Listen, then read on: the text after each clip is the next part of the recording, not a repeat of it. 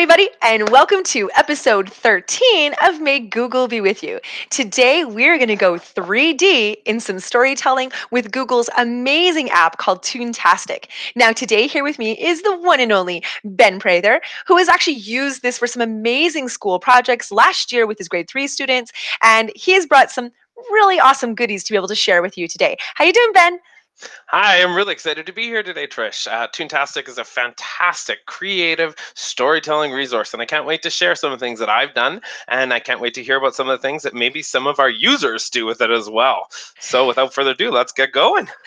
So you might be wondering, what is Toontastic? Well, Toontastic is a completely free storytelling app. You can be able to download directly to your iPads. On here, you can be able to create all kinds of narratives with characters, setting, audio, and be able to save that as a video in your camera roll. You can now put that video anywhere you want. Now, there is the Toontastic site that we have attached for you below, right below this video on our website, that has all of the different amazing things you can do.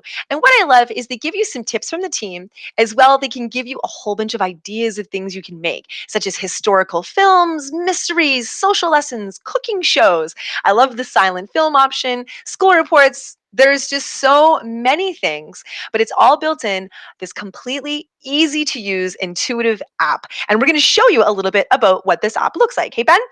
Yeah, it is really easy to use. I like that you pointed that out, Trish, and it is open to a host of possibilities with those suggestions. So yeah, it's really, really cool. Can't wait to dive in. All right, so this is not a full tutorial. We do have a full tutorial available for you, but we're just going to run you through some of those basics. And it is so intuitive and easy to use with that beautiful plus button that always means create in Google. And so the kids are just going to push on that and get started. Yeah, I love the different parts here. So you have three different options. Each one comes with a different story arc and different parts. So if we click on the first short story one there, one of the things that I really want to point out here is you're not limited to only the parts they give you. At the bottom of the screen there is a little add slides button as well. But why don't we dive in and show a couple of the quick features. Absolutely. So the first one Now, is, oh, go ahead. one of the things you're not hearing right now, I hear it in my headphones, but it does talk you through. There is music, there's sounds, there's different things that you're going to be hearing. Just the way that we're recording it today, you're not hearing the sound that's going along with it, but it is very engaging and interactive for the students. Now, Yeah, we get to pick a setting, or Ben, you really love this one where kids can actually come in and they can draw their own. Yeah, so there's so many options, and that's the thing I like about it is those scenes that they give you are already interactive with different pieces that move and parts, but you can create your own. So in some of the examples I'm going to talk about that I did with my students, they took that opportunity to create their own so it fit their storytelling setting perfectly. And I just love that it is so customizable as well. Absolutely. And now, same thing with the characters. We can go ahead and choose one of the characters that they have here, or we can draw one of our own characters. Oh, I kind of like this. We'll get an explorer in here. Now, what's great is even if you do choose one of their characters, you can continue to edit that character. And what the kids are going to love is they can actually take a picture of their face and put it on this character inside of their story. So we'll use this one. This is great. That's the character we're going to add. Love it. Now, what's really great is I'm going to be able to move the character around. I'm just dragging with my finger. That's what I'm doing here. I'm letting this character be able to go through these different scenes. As soon as I click start, it's going to start recording. It's going to count me down. Trish the explorer finally found the temple. She was looking everywhere for the gem. And finally, she looked up and it was just above her. Oh, she got it. Okay. So squeezing fingers, making things larger. I'm hearing my voice, you're not hearing it. And even like when the character's standing there and you just touch them, the mouth moves, so it's like a talking sequence. This thing has so many interactive bits. Like I can't even remember all of them, but there is just a ton of different customizable creative options like that. And interactives. Yeah. And then I love how kids can start to do things like music that goes along with it. So you can sort of pick those different pieces to add to the story as well.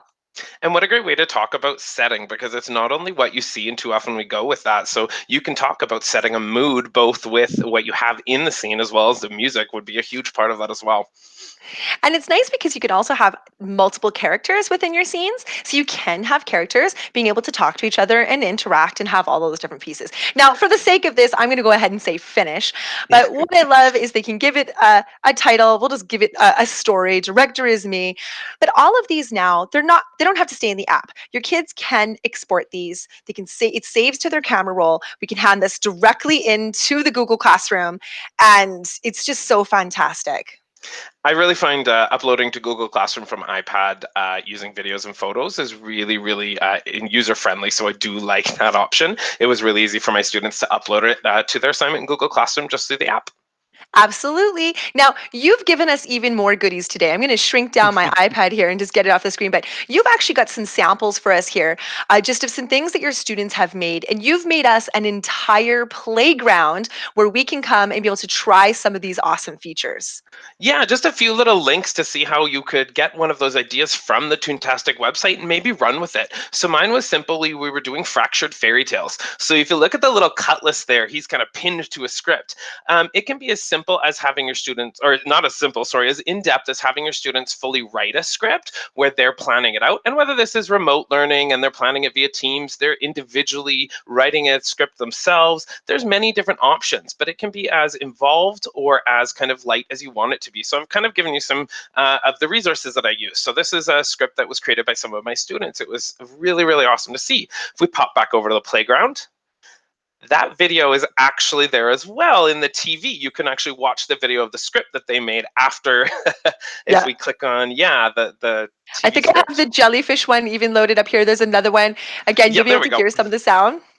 Yeah, and it was really, really cool to see my students' ideas come to life. And so I had this one, for example, is one student acting out through all of the characters. And again, like I said, they had created settings, created characters. The creativity was just wonderful to see, as well as they're bringing in those traditional parts of the fairy tale to kind of have that recognizable story. So it was a little bit of retelling mixed with a little bit of creating their own story as well. And so on that note, I've also kind of provided, and those little masks, those moving masks. So I should say on this playground, you click all the images. There's a lot hidden here.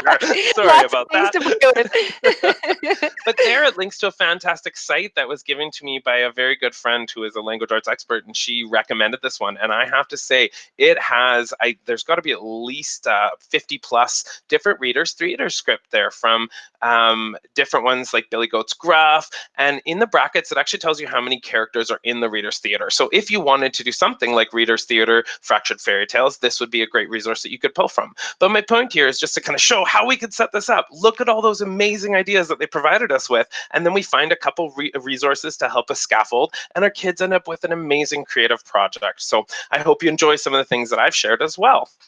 Well, and what I love, Ben, is right here is we do have storytelling. We write stories all the way through our English language arts elementary curriculum, but even more than stories. This could be rewriting history. You could be showcasing the journey of Louis Riel across Canada. You could be, rewriting history. What should we have done in order to protect Indigenous rights and when the treaties were being written? And whatever that is, you can create because we're just sharing information in a really unique way. And it's very engaging for the students, especially too if you do have some students that are struggling writers. You know, we don't want to just rely upon print-based instruction alone. This takes it to a whole other level. And I love that that was a 3-minute video. It's not like kids have to create this, 20-minute, 30-minute video with this complete story. It could be as simple as just 3 parts. I absolutely love this. Yeah, and it's taking those concrete things and letting kids go creative with it. So exactly like you said, retelling history is an option. Find a couple scaffolds, a couple concrete things that they can go off, and then watch the creativity just abound and watch them dive deep with it, creating their own characters and scenes and interactions and dialogue, and it's wonderful. I love it. Well, Ben, thank you for the amazing resources you've shared with us today. And we hope that you make some awesome videos. If you make something, go ahead and share it with Ben and myself so that we can celebrate you and share some of those examples. But otherwise, thanks for being with us for episode 13. And we'll see you tomorrow for another episode of May Google Be With You. Bye, everybody. Bye, guys. Thanks for having me.